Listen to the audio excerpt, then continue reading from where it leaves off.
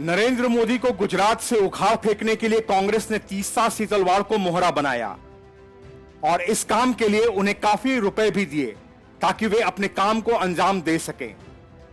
इस बात का खुलासा गुजरात सरकार द्वारा गठित एसआईटी ने किया।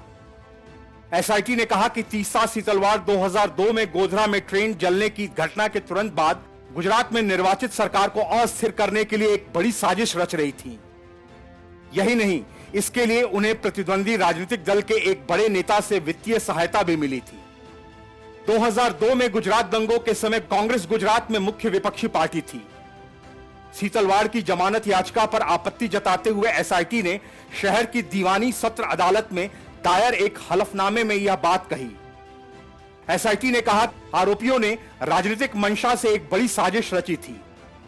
गुजरात पुलिस की एसआईटी ने 2002 के सांप्रदायिक दंगों से जुड़े एक मामले में सामाजिक कार्यकर्ता तीस्ता सीतलवाड़ और गुजरात के पूर्व पुलिस महानिदेशक आरबी श्री कुमार के बाद पूर्व आईपीएस अधिकारी संजीव भट्ट को भी गिरफ्तार किया।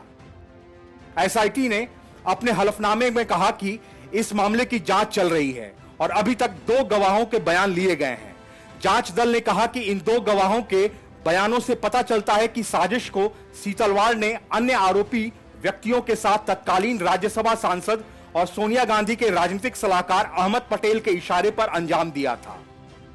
एसआईटी रिपोर्ट के मुताबिक सीतलवाड़ ने शुरू से ही इस षड्यंत्र का हिस्सा बनना शुरू कर दिया था। उन्होंने गोधरा ट्रेन की घटना के कुछ दिनों बाद ही अहमद पटेल के साथ बैठक की थी और पहली बार उन्हें 5 लाख रुपए दिए गए थे। कांग्रेस के वरिष्ठ नेता के निर्देश पर एक गवाह ने उन्हें पैसे दिए। पुलिस ने अदालत को बताया कि 2 दिन बाद शाहीबाग में सरकारी सर्किट हाउस में पटेल और सीतलवाड़ के बीच हुई बैठक में गवाह ने पटेल के निर्देश पर सीतलवाड़ को 25 लाख रुपए और दिए। रिपोर्ट में कहा गया है कि बैठक में दिया गया यह कैश किसी राहत संबंधी कोष का हिस्सा नहीं था। इसमें यह भी कहा गया है कि इन बैठकों में कई राजनीतिक नेताओं की उपस्थिति की भी पुष्टि होती है। गोधरा दंगों के 1 सप्ताह के भीतर जब सीतलवाड़ ने अहमदाबाद के विभिन्न राहत शिविरों का दौरा किया तो उन्होंने इस दौरान राजनीतिक पदाधिकारियों के साथ भी कई बैठकें की थी। गुजरात कांग्रेस के प्रवक्ता मनीष जोशी ने कहा कि उन्हें एसआईटी के हलफनामे की सामग्री के बारे में पूरी जानकारी नहीं है। जोशी ने कहा कि हम मामले की पूरी तरह से अध्ययन करने के बाद ही टिप्पणी करेंगे। पुलिस के मुताबिक उन्होंने तत्कालीन एडीजीपी सशस्त्र इकाई और बी श्री कुमार और राज्य खुफिया ब्यूरो के तत्कालीन डीसीआई संजीव भट्ट से भी मुलाकात की थी। ये दोनों अधिकारी अपने आधिकारिक क्षमता या पदों के मुताबिक उस समय किसी भी राहत कार्य में शामिल नहीं थे। इन 2 गवाहों के बयानों के आधार पर पुलिस ने कहा कि दंगों के 4 महीने बाद अहमद पटेल के नई दिल्ली आवास पर भी बैठकें हुई थी, जहां तीस्ता और भट्ट मौजूद थे। उन्होंने कहा कि इसे बड़ी साजिश को अंजाम देते हुए सीतलवाड़ का राजनीतिक उद्देश्य गुजरात में निर्वाचित सरकार को किसी भी तरह से बर्खास्त करना या अस्थिर करना था।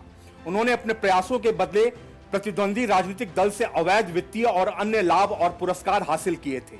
उन्होंने गुजरात राज्य में तत्कालीन मुख्यमंत्री नरेंद्र मोदी सहित विभिन्न अधिकारियों और अन्य निर्दोष व्यक्तियों को गलत तरीके से फंसाना और उन पर मुकदमा चलाने की साजिश रची थी। सरकार ने 2002 के गुजरात दंगों के मामले में झूठी गवाही देने के लिए सीतलवाड़, श्री कुमार और भट्ट की भूमिका की जांच के लिए पिछले महीने राज्य के आतंकवाद विरोधी दस्ते के डीआईजी दीपन भद्रन की अध्यक्षता में एक एसआईटी का गठन किया था। Bureau report, news of India.